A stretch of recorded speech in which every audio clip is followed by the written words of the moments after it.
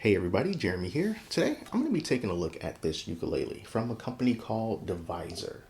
So you can find this ukulele on Amazon. It's going to cost you about $100, and for your $100, you're going to get this concert scale ukulele along with some accessories such as a gig bag. You're going to get some strings, a tuner, and a strap. It's a pretty good value considering everything that you're getting. And in this review, I'm going to tell you everything that you need to know about this ukulele. We're going to play a little bit of it later on so you can see how it sounds, and then you can make a final purchasing decision for yourself. So, as far as this ukulele and the way that it looks, that's like the best thing that it has going for it. It is a very pretty ukulele. It has this high gloss finish, and it's got these gold tuning machines.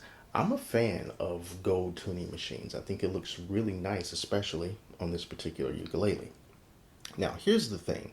We got to talk about what this ukulele is made out of, which I think may or may not be a problem for some people. Now, when you look this up on Amazon, it's going to say that it is a solid koa top ukulele right there in the title. And if you buy it, it's going to come with this little booklet here. And on the inside, it shows you all the different types of ukuleles that Deviser sells. And it also says inside here that you're getting a solid koa top, and you're also going to get koa back and sides, which is laminated back and sides. But here's the thing, it's not actually koa, it's actually acacia. It even goes so far as to mention that in the Amazon listing. When you scroll down a little bit, it says solid koa acacia or solid acacia koa. It uses both of those terminologies. And at first, I wasn't going to harp on it all too much because, look, I don't work for them. I don't know where they source their wood. But fortunately, I was checking out Girl Meets Uke's review of this ukulele, and I'll leave a link to her channel in the description as well, in which she pointed out that she received a note from Deviser for her review unit that explained why they decided to use koa in the name. Even though it's not actually koa, it's confirmed that it is a solid acacia top and not koa. They put koa there so that it could help when people search for koa on Amazon when it comes to ukulele. So it's not very honest. So if that's something that bothers you, then this may not be the type of ukulele that you're looking for. But if that doesn't bother you, hey, stick around because we're still going to talk about it. But I do think that that's something that you should know up front. Now, acacia and koa, very similar, except for if it's got to be koa, it means that it's coming from Hawaii. And because it's coming from Hawaii and because koa is very selective there, it's not really something you can just go around chopping down trees and getting all the koa that you want, that it tends to make it more expensive. So that's another one of those things that kind of made me think maybe that's not necessarily koa. But the acacia that they do use for the solid top is very pretty. It's very striking. For a $99 ukulele, this is extremely pretty. Even the laminated back and sides are very pretty as well. But yeah, it looks really, really nice. And then, of course, they're going to differ depending on the ukulele that you get because it's just going to have, different patterns of wood. But it does look very nice. It comes with this high gloss finish, which I am a fan of. I am a fan of high gloss, and even though it's glossy, it doesn't leave a lot of fingerprints.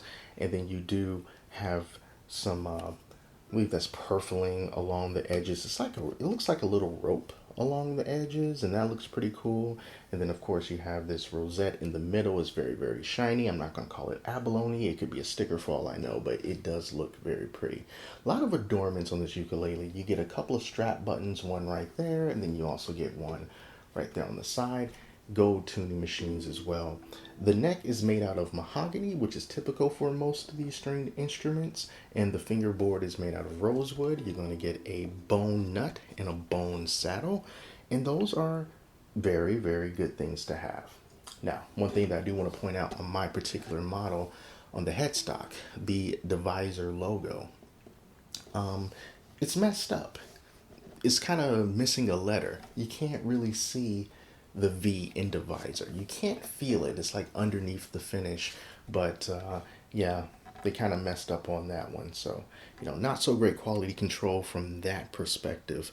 And then when I look on the inside of a ukulele, I can definitely see some glue squeeze out. I'll see if I can get a close up of it. Around the sound hole, it's not the neatest thing in the world, but yeah, it's 99 bucks, and most people aren't going to be looking that closely anyway. Just wanted to let you know. But yeah, it is still a very, very pretty ukulele, and it definitely has that going for it. And I think that if you were to find something like this inside of like a regular store, a guitar center, or something like that, this type of ukulele will go for a lot more than what they sell for on Amazon. All right, so those are the specs that you need to know. Let's see what it sounds like.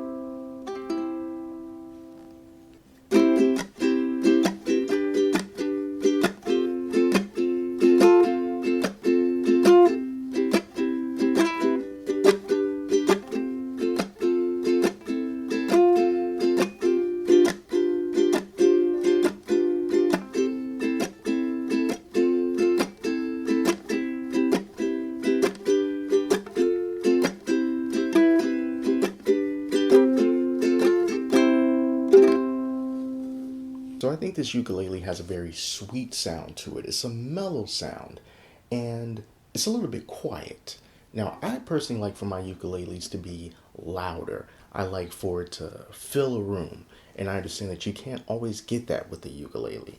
And that may be because of the high gloss that might be restraining it a little bit. It might have to do with bracing in the way that the construction is with the uke.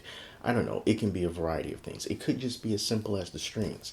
Now, don't get me wrong. It's not like super quiet where you have to, put your ear close to the sound hole so that you can hear it. It's just not very loud. But the sound that it does produce, I think, I keep using the word sweet because that's the first thing that comes to my mind. It's shimmery in a way, and it sounds very nice.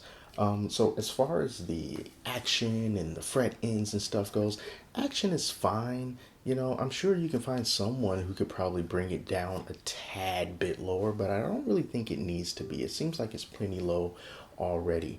No buzzing, and the fret ends are not very sharp. They're not really sharp at all, really. If you do feel them, it might be a little bit down here, which a lot of people don't really go this low anyway. It doesn't hurt. I can just feel it a little bit more down here than I can up there. It's not really a big deal. The tuners are fine. Of course, when you get them, these are nylon strings, so they're going to take a little while to settle. You have to continuously play it in order for the strings to really settle in, but I found the tuners to be absolutely fine. They're just generic geared tuners with a closed back, which is fine for me. And I do like the gold hardware. It looks good. So, overall, I think this is a really good ukulele for the price.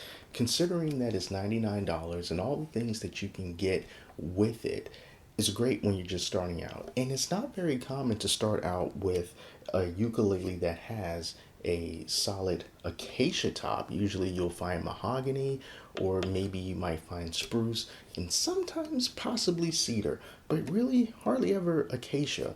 Not from some place like Amazon where you can buy it with Amazon Prime.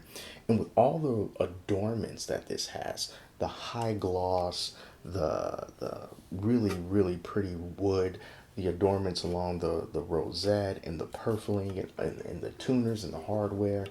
This is a ukulele that can sell for a lot more if it had a different brand name on it and it was being sold through, more traditional, if you will, channels, big music stores. What you're getting here is a really, really good value for the price. 99 bucks is good. It's good just for the ukulele itself, but when you add in all the other things, it makes it that much better. I think the only thing that's really going to that you really have to think about is whether it bothers you that it is being advertised as being koa when it's not really koa, it's actually acacia, and how it's just, I know that rubs people the wrong way. But if that does not rub you the wrong way, if you just want to have a good instrument, especially if you're just starting out and you don't really care about all that other stuff, then yeah, I definitely think that this is one that you should check out because it's a great value and it's super pretty. It looks great on your wall, and it sounds pretty good too. So that's all from me. Thank you all so much for watching. Until next time, I'm Jeremy. I'll talk to you later.